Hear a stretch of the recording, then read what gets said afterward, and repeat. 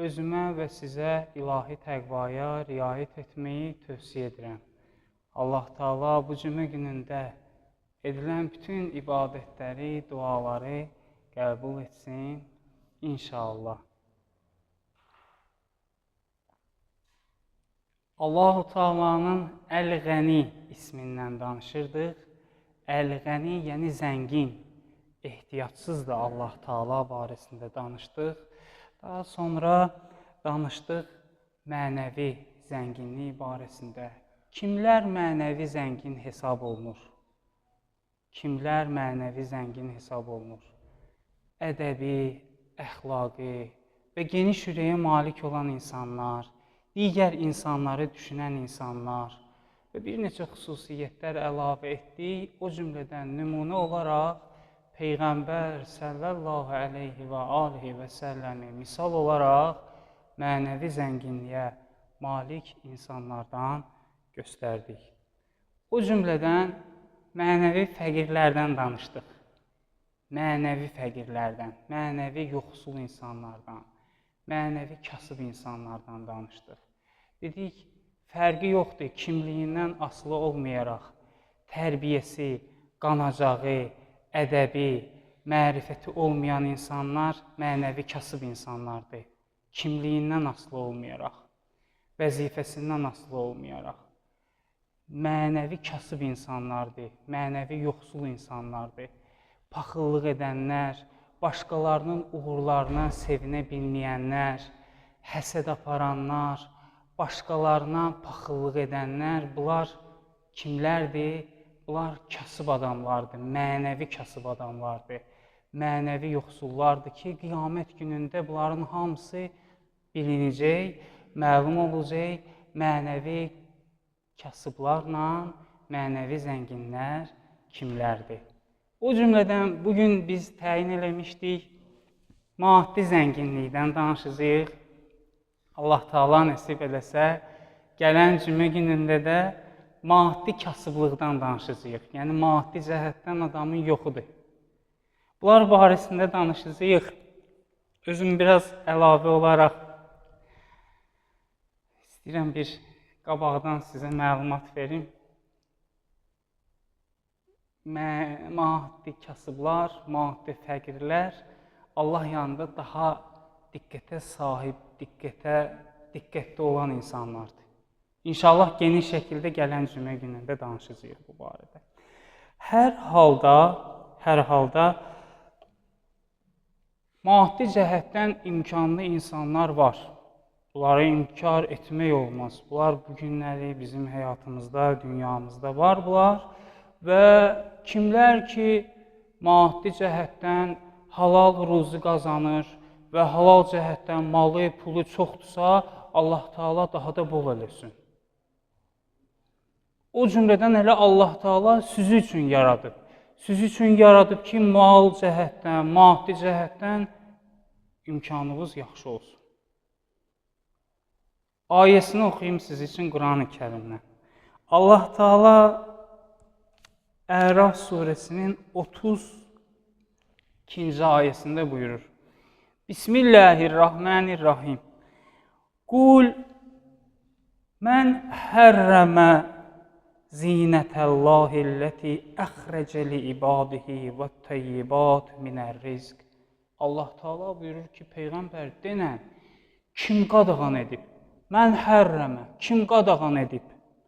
Əlləti əxrəcə li ibadihi. Hansı ki, Allah Taala öz bəndələri üçün onları xaric edib. Və təyyibət minər rizq. Ruzilərdən olan pakları, halalları Allah Taala siz bəndələri üçün yaradıb. Sizlər üçün bunu qərar verib. Kim bunu qadağan edib?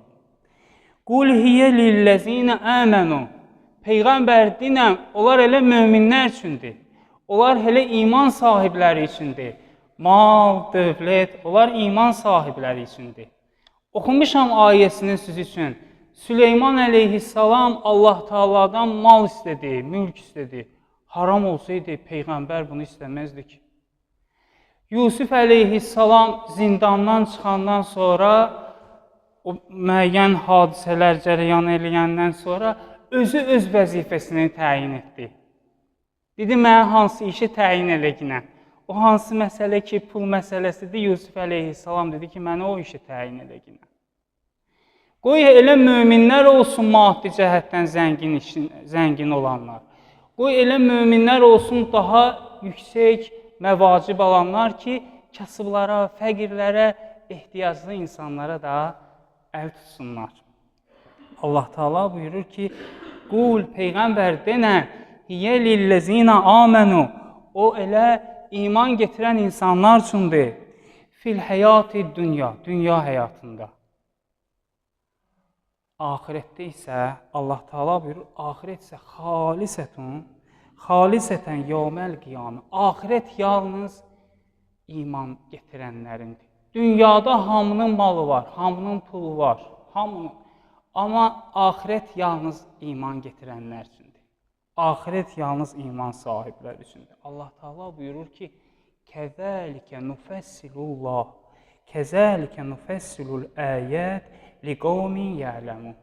Allah Teala geniş şəkildə ayələri izah edir ki, o başa düşən cəmaət bu ayələri anlasınlar.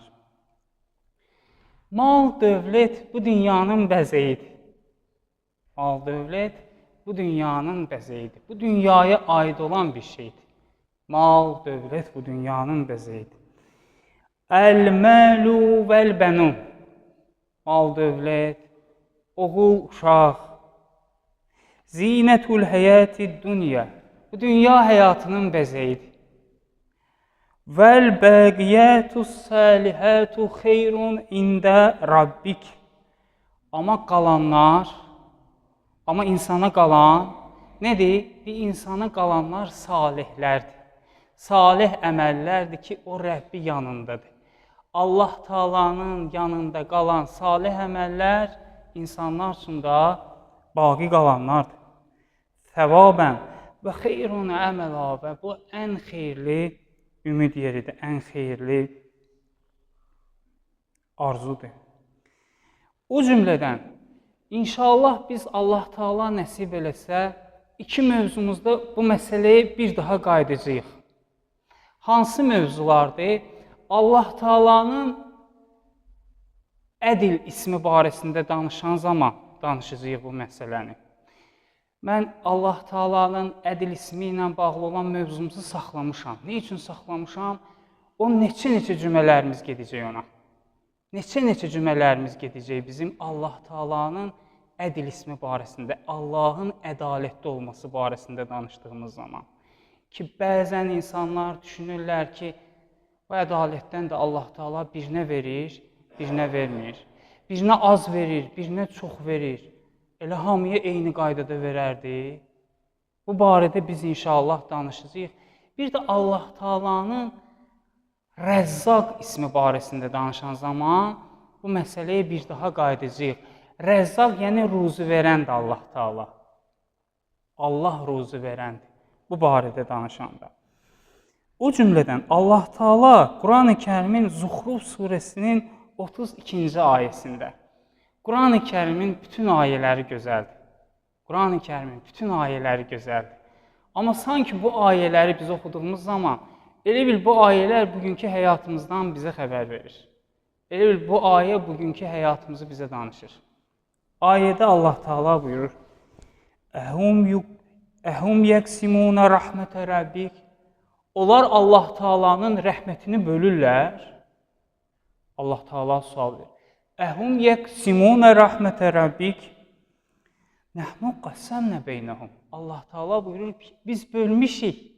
Nəhnu qəsəmnə beynəhum. Biz onların arasında bölmüşük. Məişətəhum. Onların yaşayışlarına görə biz onların həyatlarını bölmüşük. Ruzularını bölmüşük. Fil həyəti dünya. Dünya həyatında. Dünya həyatında Allah Teala bir sıra ruziləri qərar verib. Danışacağıq bunlar barəsində. Allah Teala'nın Rəzzaq ismi barəsində danışacağıq ki, ruzi necə gəlir, necə gedir, kimin ruzisi nə qədərdir. İnsanlar bunu öz həyatlarında təhlil eləyəndə özlərinə məlum olur ki, ruzisi nə qədərdir. Allah Teala buyurur ki, onların ruzilərini bölmüşük. Və rafa'na ba'dahum fawqa ba'din dərəcat. Onların bəzilərinin dərəcəsini bəzilərindən üstün qərar vermişik. Onların bəzilərinin dərəcəsini bəzilərindən üstün qərar vermişik. Nə üçün? Nə üçün Allah Taala birinə az verir, birinə çox verir?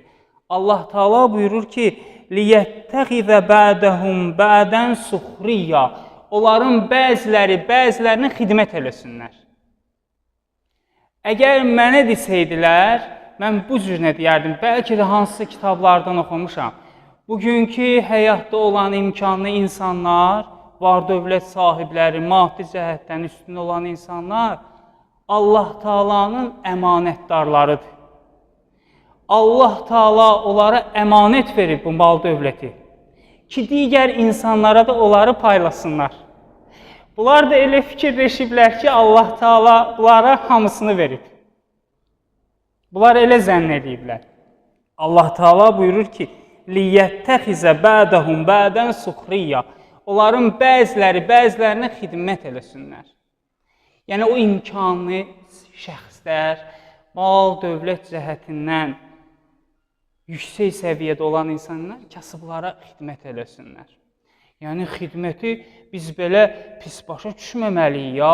Xidmət eləmək elə baxsaq ki, ən üstün əməllərdən biridir. Xidmət etmək, xalqa xidmət etmək, insanlara xidmət etmək, insanlığa xidmət etmək bu ən böyük əməllərdən biridir. Əgər hər kəs bunu bacarırsa, bilsin ki, Allah Taala ona bu işi lütf eləyib, insanlara xidmət göstərməyi. Bir gün Cəbrail əleyhissalamla Peyğəmbər söhbət eləyir. Cəbrail əleyhissalamdan Peyğəmbər soruşur. Peyğəmbər soruşur ki, ey Cəbrail, insan olmaq istəyərdin? Cəbraildən soruşur ki, insan olmaq istəyərdin? Cəbrail əleyhissalam deyir ki, neçə xüsusiyyət var ki, o xüsusiyyətlərə görə insan olmaq istəyərdi. Bir də nə də hansı xüsusiyyətlərdir? Cəbrail əleyhissalam onlardan biri deyir ki, cəmaat namazında iştirak eləmək. Cəmaat namazındakı Allah Taala nə qədər savab verir. Onu cəmaat bilsəydi, onlardan biri budur ki, cəmaat namazında iştirak eləmək istəyərdim Cəbrail əleyhissalam. Deyir, başqa nə xüsusiyyət? Dedi, insanlara xidmət eləmək istəyərdim. Allah Taala məni insan yaradardı, insanlara xidmət edərdim. Və o cümlədən Allah Taala ayədə də buyurur ki, onlara ki, mal, dövlət cəhətindən digər insanlardan daha çox verib, onlarda məqsəd budur ki, Allah Taala onları insanlara xidmət etmək üçün verib. Və rəhmətu rabbikə xeyrun mimmə yecməun. Allah Taalanın rəhməti sizin yığıb cəm etdiyinizdən daha xeyirlidir.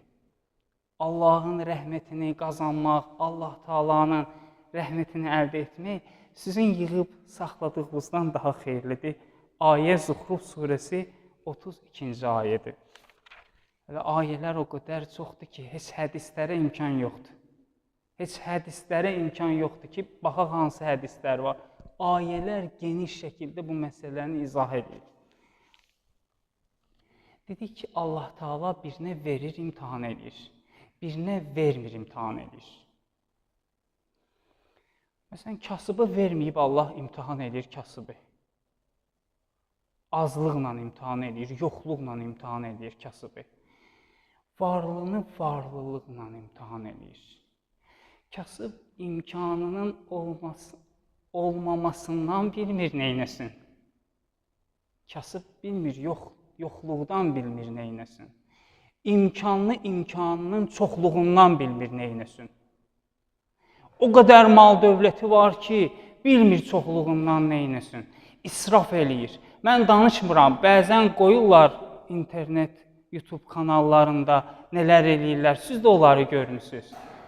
Amma deməyimdə məqsədim budur ki, hədisdə var.